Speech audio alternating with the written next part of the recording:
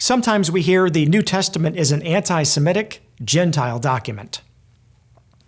I like to respond to this objection by asking my Jewish friends who are saying this, have you ever read the New Testament yourself?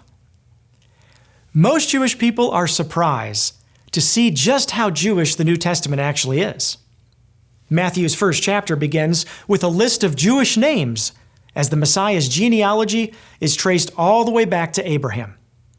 The New Testament quotes from the Hebrew Bible on many occasions. And as one reads the New Testament, we can't help but notice that the authors, with the possible exception of Luke, are themselves Jewish. Now, the New Testament does contain some harsh criticisms, but these are typically between the various religious groups of Jewish people who were present in Jesus' day. They were arguing amongst themselves, being critical of or even carrying out violence against other Jewish people. These groups were not anti-Semitic.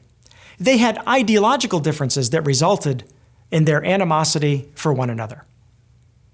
Yechiel Lichtenstein, a rabbi from the 1800s, he was not initially a fan of Christianity or the New Testament, but he had this to say after he finally decided to read the New Testament.